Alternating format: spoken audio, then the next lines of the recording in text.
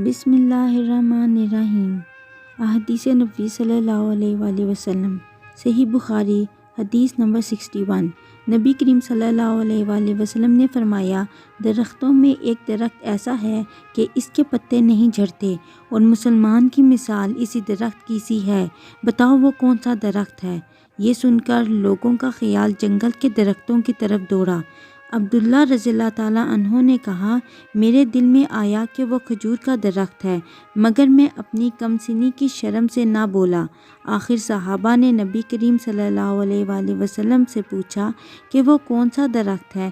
آپ صلی اللہ علیہ وآلہ وسلم نے فرمایا، وہ کھجور کا درخت ہے۔ حدیث نمبر 62۔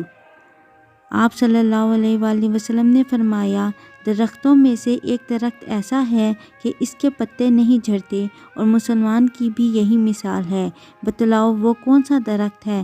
یہ سن کر لوگوں کے خیالات جنگل کے درختوں میں چلے گئے۔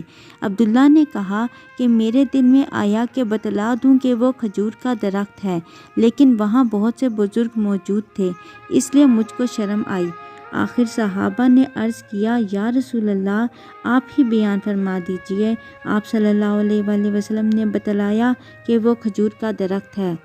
حدیث نمبر 63۔ نبی کریم صلی اللہ علیہ وآلہ وسلم ایک بار مسجد میں بیٹھے ہوئے تھے، اتنے میں ایک شخص اونٹ پر سوار ہو کر آیا اور اونٹ کو مسجد میں بٹھا کر باندھ دیا۔ پھر پوچھنے لگا، بھائیو، تم لوگوں میں محمد صلی اللہ علیہ وآلہ وسلم کون سے ہیں؟ نبی کریم صلی اللہ علیہ وآلہ وسلم اس وقت لوگوں میں تکیہ لگائے بیٹھے ہوئے تھے۔ ہم نے کہا، محمد صلی اللہ علیہ وآلہ وسلم، یہ سفید رنگ والے بزرگ ہیں جو تکیہ لگائے ہوئے تشریف فرما ہیں۔ تب وہ آپ سے مخاطب ہوا کہ اے عبد المطلب کے فرزند۔ آپ صلی اللہ علیہ وآلہ وسلم نے فرمایا، کہو میں آپ کی بات سن رہا ہوں۔ وہ بولا، میں آپ صلی اللہ علیہ وآلہ وسلم سے کچھ دینی باتیں دریافت کرنا چاہتا ہوں، اور ذرا سختی سے بھی پوچھوں گا تو آپ اپنے دل میں برا نہ مانیے گا۔ آپ صلی اللہ علیہ وآلہ وسلم نے فرمایا، نہیں، جو تمہارا دل چاہے پوچھو۔ تب اس نے کہا کہ میں آپ کو آپ کے رب اور اگلے لوگوں کے رب کی قسم دے کر پوچھتا ہوں کہ کیا آپ کو اللہ نے دنیا کے سب لوگوں کی طرف رسول بنا کر بھیجا ہے؟ آپ صلی اللہ علیہ وآلہ وسلم نے فرمایا، ہاں یا میرے اللہ۔ پھر اس نے کہا، میں آپ صلی اللہ علیہ وآلہ وسلم کو اللہ کی قسم دیتا ہوں، کیا اللہ نے آپ صلی اللہ علیہ وآلہ وسلم کو رات دن میں 5 نمازیں پڑھنے کا حکم فرمایا ہے؟ آپ صلی اللہ علیہ وآلہ وسلم نے فرمایا، ہاں یا میرے اللہ۔ پھر کہنے لگا، میں آپ کو اللہ کی قسم دے کر پوچھتا ہوں کہ کیا اللہ نے آپ کو یہ حکم دیا ہے کہ سال بھر میں اس مہینہ رمضان کے روزے رکھو؟ آپ صلی اللہ علیہ وآلہ وسلم نے فرمایا، ہاں یا میرے اللہ۔ پھر کہنے لگا، میں آپ صلی اللہ علیہ وآلہ وسلم کو اللہ کی قسم دے کر پوچھتا ہوں کہ کیا اللہ نے آپ کو یہ حکم دیا ہے کہ آپ ہم میں سے جو مالدار لوگ ہیں ان سے زکوٰۃ وصول کر کے ہمارے محتاجوں میں بانٹ دیا کریں؟ نبی کریم صلی اللہ علیہ وآلہ وسلم نے فرمایا، ہاں یا میرے اللہ۔ تب وہ شخص کہنے لگا، جو حکم آپ صلی اللہ علیہ وآلہ وسلم اللہ کے پاس سے لائے ہیں، میں ان پر ایمان لایا، اور میں اپنی قوم کے لوگوں کا جو یہاں نہیں آئے ہیں بھیجا ہوا تحقیق حال کے لیے آیا ہوں۔ حدیث نمبر 64۔ رسول اللہ صلی اللہ علیہ وآلہ وسلم نے ایک شخص کو اپنا ایک خط دے کر بھیجا اور اسے یہ حکم دیا کہ اسے حاکم بحرین کے پاس لے جائے۔ بحرین کے حاکم نے وہ خط کسریٰ شاہ ایران کے پاس بھیج دیا۔ جس وقت اس نے وہ خط پڑھا تو چاک کر ڈالا۔ راوی کہتے ہیں، اور میرا خیال ہے کہ ابن مسیب نے اس کے بعد مجھ سے کہا کہ اس واقعہ کو سن کر رسول اللہ صلی اللہ علیہ وآلہ وسلم نے اہل ایران کے لیے بددعا کی کہ وہ بھی چاک شدہ خط کی طرح ٹکڑے ٹکڑے ہو جائیں، اور یہی حال کچھ دنوں میں نظر آنے لگا۔ حدیث نمبر 65۔ رسول اللہ صلی اللہ علیہ وآلہ وسلم نے کسی بادشاہ کے نام دعوت اسلام دینے کے لیے ایک خط لکھا یا لکھنے کا ارادہ کیا تو آپ صلی اللہ علیہ وآلہ وسلم سے کہا گیا کہ وہ بغیر مہر کے خط نہیں پڑھتے، یعنی بے مہر کے خط کو مستند نہیں سمجھتے۔ تب آپ صلی اللہ علیہ وآلہ وسلم نے چاندی کی انگوٹھی بنوائی جس میں محمد رسول اللہ کندہ تھا۔ گویا میں آج بھی آپ صلی اللہ علیہ وآلہ وسلم کے ہاتھ میں اس کی سفیدی دیکھ رہا ہوں۔ حدیث نمبر 66۔ ایک مرتبہ رسول اللہ صلی اللہ علیہ وآلہ وسلم مسجد میں تشریف فرما تھے اور لوگ آپ صلی اللہ علیہ وآلہ وسلم کے ارد گرد بیٹھے ہوئے تھے کہ 3 آدمی وہاں آئے۔ ان میں سے 2 رسول اللہ صلی اللہ علیہ وآلہ وسلم کے سامنے پہنچ گئے اور ایک واپس چلا گیا۔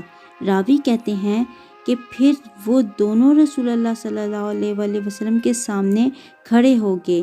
اس کے بعد ان میں سے ایک نے جب مجلس میں ایک جگہ کچھ گنجائش دیکھی تو وہاں بیٹھ گیا، اور دوسرا اہل مجلس کے پیچھے بیٹھ گیا، اور تیسرا جو تھا وہ لوٹ گیا۔